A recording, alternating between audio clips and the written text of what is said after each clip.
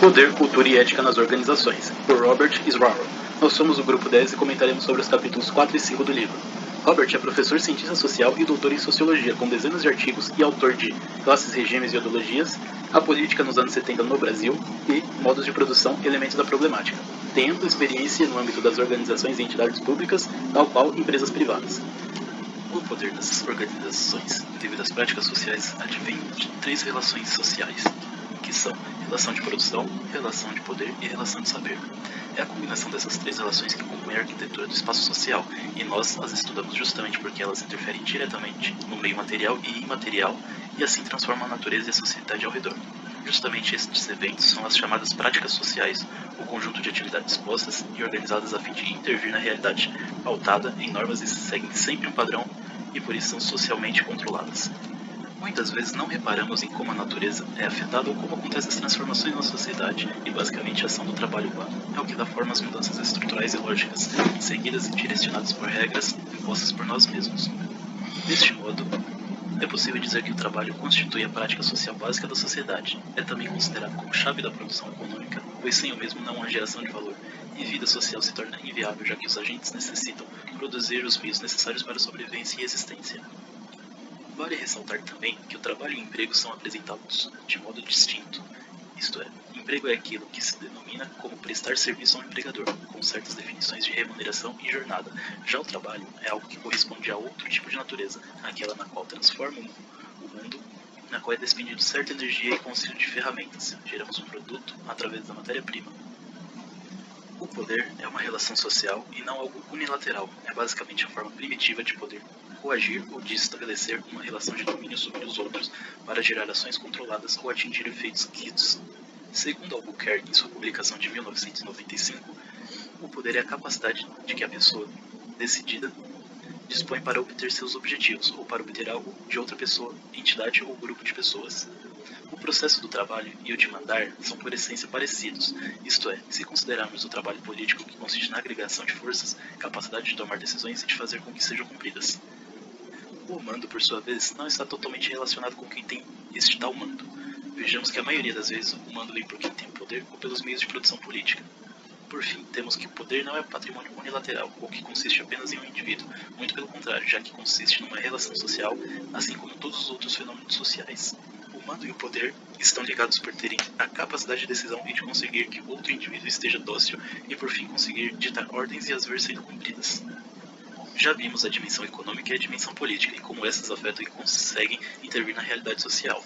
Agora nos deparamos com a influência da indução, que consiste em o indivíduo fazer aquilo que nos convém ou que parece correto aos nossos olhos, mas isto feito sem que haja qualquer tipo de força ou violência.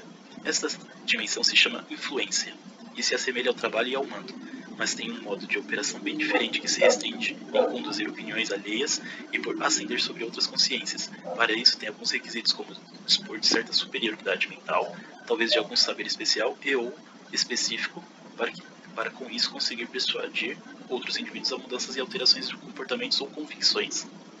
A princípio, a influência não entra em questões emocionais e de crenças, mas sim na lógica e na sabedoria de conhecimentos especiais, e isso não quer dizer que ela realmente se restringe a tais procedimentos. Para tais acontecimentos serem colocados em prática, é necessário a ajuda dos famosos meios de produção simbólicos, que são destrinchados pelas mídias, meios de difusão, mecanismos de doutrinação e de expressão. A influência pode ser notada em grandes marcos e movimentos históricos, mobilizando energias e nas definições políticas por ideologias de partidos e movimentos sociais. A partir destes fatos, podemos constatar mais uma vez que o mando com a influência, já que o primeiro é decidido e imposto mediante poder e meios físicos para obter apoio e obediência, e a influência, no seu caso, age por sua vez através da cognição e para atingir a conformidade, correspondendo assim à persuasão e ao convencimento. Em resumo, a influência depende sempre do consentimento dos outros, enquanto o mando pode arcar com questões punitivas e de força para se chegar ao objetivo. No geral, em toda relação social, há certa polarização de interesses e disposições, o que nos transmite um estudo político de caso. Seja qual for o polo da relação, esse dispõe de recursos materiais, apoiadores e também intelectual, que gera grande concorrência. Em suma, o meio político é marcado por guerras e combates frente a frente, com outros grupos tentando prevalecer os ideais das próprias relações de poder. É possível vermos quando os gestores se lançam numa batalha para conquistar e arrebanhar apoiadores, pares ou qualquer outro voto confiado, e assim acabam batendo de frente e enfrentando outras coligações. Para obterem algum mínimo sucesso, esses gestores acabam negociando vantagens de acordo com os interesses de quem está em jogo, tecendo assim alianças entre os partidos com alguns cargos já vendidos ou negociados. Os processos políticos representam, no geral, uma disputa de poder e interesses, e é nessa onda que surge a pergunta: qual o propósito de toda essa disputa? Se no fim vamos acabar satisfazendo alguns interesses em detrimento de outros. O poder, embora embasado numa força que pode respaldá-lo, não é estritamente a única forma existente. A forma mais bruta é aquela que se utiliza a violência ou sobre as armas, no qual fazem com que a capacidade de coagir seja feita através da dominação. Embora não seja comum a termos visto hoje em dia como forma de poder, já que a maioria das sociedades estão envoltas na famosa divisão dos 3 poderes, este tipo de abuso ainda é percebido e nem sempre costuma se ficar oculto na sociedade. Lembrando que o poder nu e bruto não se mantém deste modo por muito tempo. Logo após ocorrer a submissão dos indivíduos a tal posicionamento, eles começam a domesticar com a hegemonia simbólica, já que a violência física não os traz alienação e não os leva a aceitar a nova ordem instituída. Costumeiramente, achamos que os cargos são designados de acordo com a liderança, mas nem sempre isso é verdade. A liderança transcende cargos ou ocupações e acaba ocorrendo de forma natural, espontânea e informal, estabelecidas entre os líderes e os seguidores, de modo que a capacidade de convencer e de adquirir seguidores resulta na influência e nas qualificações de um líder. Podemos assim dizer que não dá para delegar liderança, saber se o indivíduo é um bom líder. Podemos notar que ele será capaz de dispor suas ideias e mostrar ações que entram em consonância com os anseios dos liderados. A legitimidade de um líder pode ser ligeiramente vinculada com a influência, isto é, um ato ou um processo legítimo é aquele que está de acordo com determinadas crenças ou interesses coletivos. A legitimidade não tem qualquer coincidência com a legalidade. Vemos, por exemplo, atos que são legais perante códigos judiciais, leis e estatutos, mas não estão de acordo com o interesse do coletivo. Os diferentes tipos de poderes apresentados se encaixam dentro dos objetivos organizacionais e caracterizam a cultura organizacional empregada na empresa, além da representatividade externa apresentada pelo perfil de poder. Conflitos e alianças são relações que sempre estarão presentes em um ambiente corporativo e possuem relação com a ambição pelo poder. Nas empresas capitalistas, os gestores possuem sua parcela maior nesse tipo de relação, isso porque entram em conflitos com os proprietários entre si e com assessores em busca de autopromoção e alcançar cada vez uma maior empregabilidade. Conflitos também têm origem dentre os interesses pessoais e coletivos de subunidades componentes, como por exemplo dos jovens versus os veteranos, ou por lutas sociais contra a discriminação de negros, mulheres e nordestinos.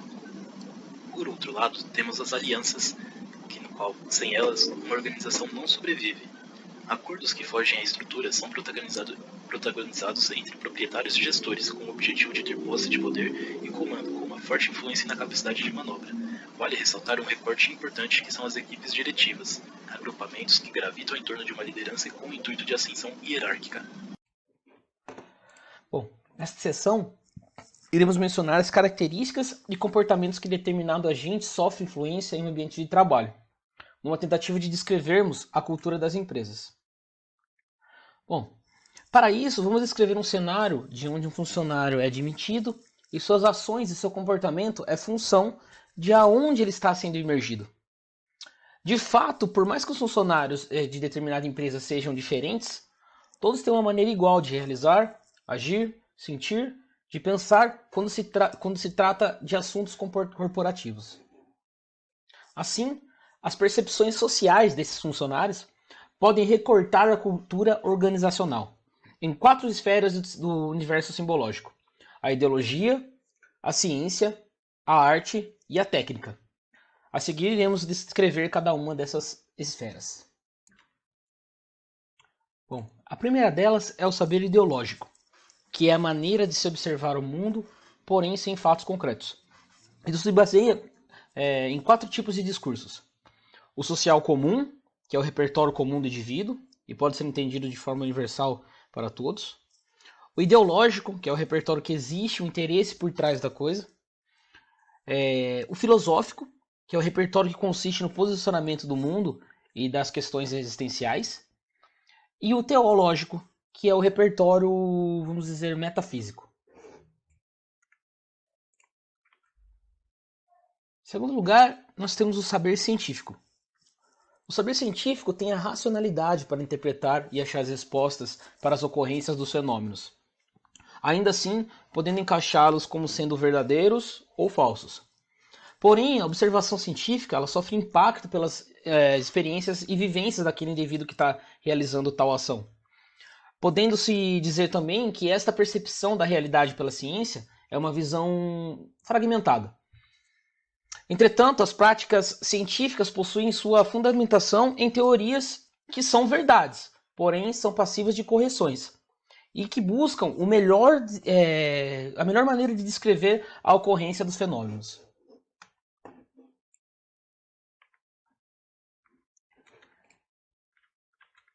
Em terceiro lugar, nós temos o saber artístico, no qual procura expor os estados de espírito e as sensações, não querendo proclamar as verdades, mas sim gerando o que o autor Robert Swar descreve como pathos ou patos, que é o sentimento de quem observa, né? A quem observa. O saber artístico corresponde das indústrias audiovisuais e de design, e também das artes, né? Que são pintura, música, teatro. Por último, e não menos importante, nós temos o saber técnico, que nada mais é do que a aplicação do saber científico, do conhecimento científico, para realizar as atividades e a criação dos objetos. Bom, a cultura é algo que é aprendido, transmitido e vivenciado. Nas organizações, a cultura é imposta como uma fundação para os funcionários. Isso para eles saberem como se portar, como agir, sem que sofram prejuízos relacionados a esses atos, certo? Sendo esta o que a gente chama de universo simbólico, que é utilizado pelos habitantes, né? Que por sua vez é considerado a identidade da empresa, e sendo diferente entre uma empresa para outra. No texto estudado, o autor cita que clima e cultura organizacional são coisas distintas, sendo o clima apenas algo momentâneo, como momentos de tensões em uma reunião, por exemplo, diferentemente dos símbolos que moldam as ações e são essenciais para a sobrevivência dentro da organização. É válido também mencionar que pequenas empresas tendem a adotar uma cultura organizacional similar à do país que elas estão instaladas. E que existem empresas, e geralmente são grandes empresas, que tentam simular um ambiente mais fraterno, mais familiar, um ambiente entre amigos, dentro dessa organização. Uma cultura organizacional só é reconhecida caso a ideologia hegemônica que a produz também seja reconhecida. Assim, podemos comparar diferentes culturas organizacionais. O autor cita diversos motivos para sugerir que o saber ideológico é o mais importante em relação à inspiração das ações dos agentes, tanto no coletivo quanto no individual, chegando à conclusão que para comparar as culturas organizacionais é preciso identificar as ideologias, podendo elas ser mesmo ideologias políticas da organização. O hemiciclo das ideologias. Ideologias políticas orientam as relações entre o poder público e os agentes sociais. Porém, o conteúdo da cultura organizacional é dado pela junção das ideologias políticas e econômicas, sendo fundamental para as escolhas em um cenário no qual a existência coletiva está em jogo. Os termos direita e esquerda, de origem francesa, representam uma visão não reacionária e reacionária, tanto para a sociedade quanto para a economia. Não podemos esquecer também do centro, no qual busca olhar as virtudes do passado sem esquecer das mudanças necessárias para o futuro. Os autores atuais sugerem que a visão de direita e esquerda deveria se remeter ao passado, quando havia forte polarização com regimes totalitários. Porém, hoje, essa discussão se deve ater a modernos e arcaicos do ponto de vista econômico. O debate entre a direita e a esquerda se baseia na questão do homem ser naturalmente igual ou não. Porém, pode-se dizer que em sociedades desiguais temos diferenciações das relações de produção, que é propriedade ou não dos meios de produção, de poder, tanto da denominação ou sujeição, e de saber, por exemplo, a relação entre professor e aluno, gerando isso privilégios e discriminações.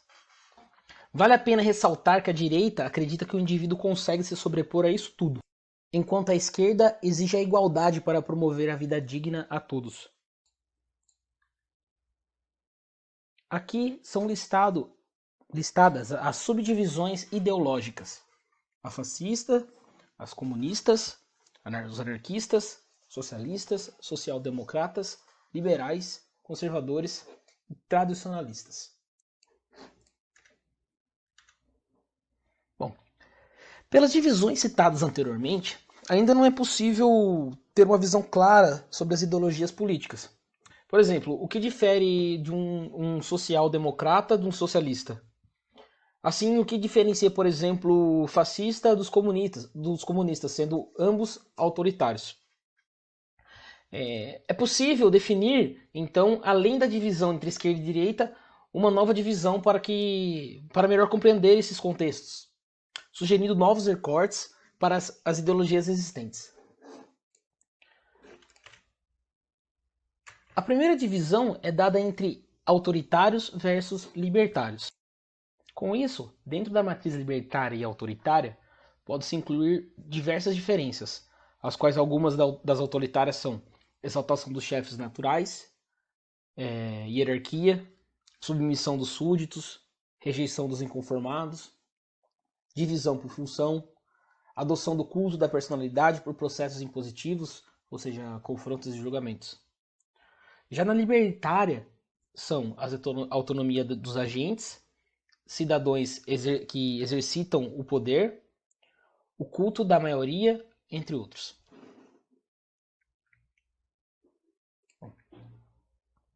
Cruzando as matrizes de pensamento e as posições ideológicas políticas, segundo o autor do texto, o Swar, podemos ter na extrema esquerda comunista uma ideologia autoritária e igualitária, na esquerda anarquista e socialista, bem como no centro-esquerda social-democrata, ideologias libertárias e igualitárias, no centro-direita liberal, uma ideologia libertária e inigualitária, e na direita tradicionalista e conservadora, e também na extrema-direita fascista, ideologias autoritárias e inigualitárias.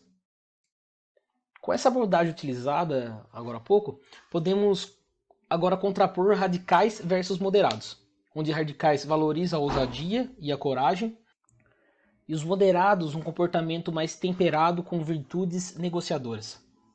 Os reformistas são os que propõem mudanças de reforma pacífica. Os continuistas propõem mudanças de equilíbrio. Do outro lado, temos revolucionários, que sonham com a igualdade no futuro, e os reacionários, que prezam pela desigualdade.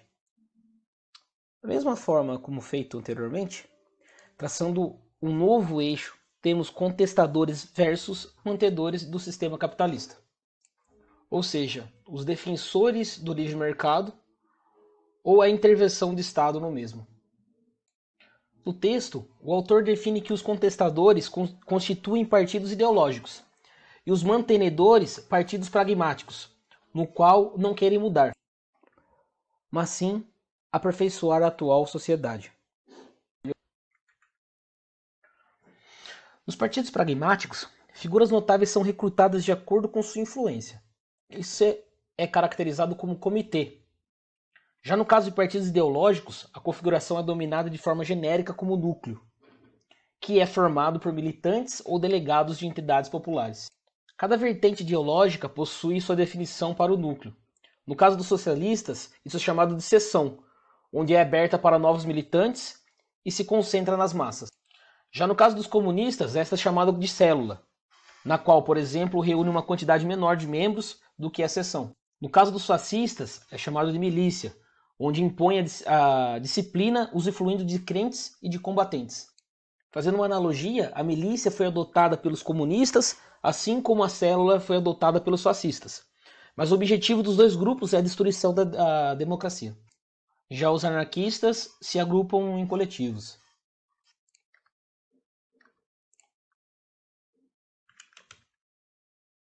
Em resumo, é possível também pontuar que comunistas e fascistas querem promover um antagonismo entre as classes. Tradicionalistas e conservadores prezam pelas competições entre os homens. Liberais e social-democratas dizem que todos podem se superar e somar positivamente. E socialistas e anarquistas visam que a estruturação social é dada pela cooperação. Cada ideologia também possui seus valores cruciais. como igualdade, liberdade, ordem. Porém, por um lado, essas ideologias falam em favor de alguém, do agente, mas no fim beneficiam outras pessoas. Por exemplo, no caso das ideologias comunistas e fascistas, elas falam em nome dos trabalhadores, mas ao fim beneficiam gestores e assim é a mesma lógica para as outras ideologias. De acordo com o autor, estes são os interesses ideológicos para cada classe. Comunistas e fascistas, embora digam que pugnam pelos interesses gerais da humanidade, da nação ou da raça, colocam os interesses corporativos dos membros do Partido Único acima de quaisquer outros. Tradicionalistas e conservadores, embora afirmam que só visam satisfazer os interesses nacionais, projetam os interesses privados acima dos demais. Liberais e social-democratas estipulam que os interesses públicos devam sempre prevalecer, mas acabam favorecendo interesses setoriais, sejam eles privados, sejam eles corporativos. Por último, os socialistas e anarquistas, que exaltam a necessidade de viver numa sociedade que tenha forte coesão e consenso espontâneo, onde há defesa dos interesses comunitários, mas conferem prevalência aos interesses dos pequenos proprietários e dos trabalhadores.